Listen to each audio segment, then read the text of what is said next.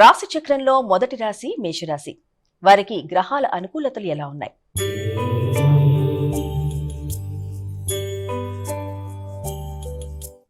శ్రీ కళ్యాణ గుణావగం రిపుహరం దుస్వప్న దోషాపకం గంగా స్నాన విశేష పుణ్యఫలదం గోదానతుల్యం నృణాం ఆయుర్వృద్ధితముత్తమం శుభకరం సంతాన సంపత్ప్రదం నానాకర్మ సుసాధనం సముచితం పంచాంగమాకర్ణ్యతాం. ఈ పరాభవనామ సంవత్సరంలో మేషాది ద్వాదశ రాశుల వారికి రాశి ఫలితములు ఎలా ఉండబోతున్నాయి, ఏ విధంగా మనం జాగ్రత్తలు తీసుకోవాలో ఇప్పుడు చెప్తాం. ముందుగా మేషరాశి.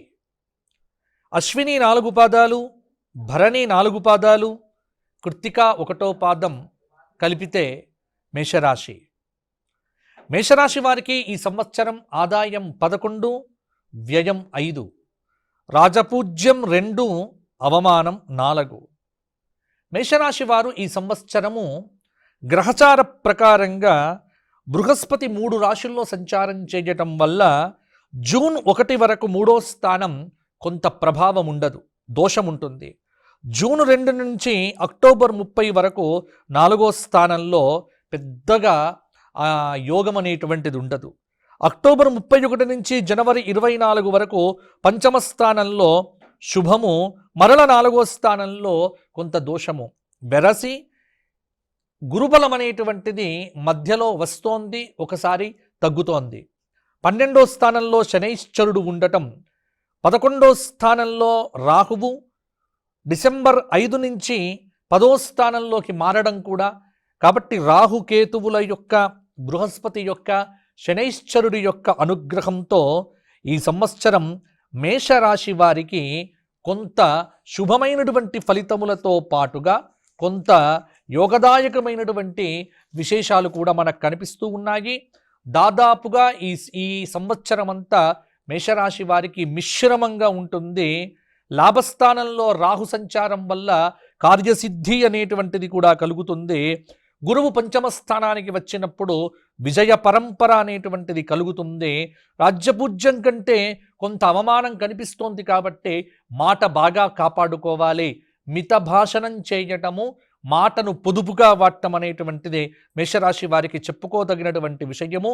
శనైశ్చరుడు 12వ స్థానంలో ఉండటం వల్ల సంవత్సర ప్రథమంలోనే కొంత అపకీర్తి లాంటిది వచ్చినప్పటికీ కూడా అది క్రమక్రమంగా కూడా తగ్గిపోతుంది.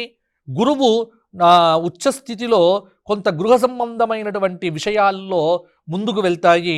అలాగే ఈ సంవత్సరము ఆత్మవిశ్వాసంతో విజయానికి బాటలు వెయ్యవలసినటువంటి ఒక పరిస్థితి మేషరాశి వారికి ఉంది.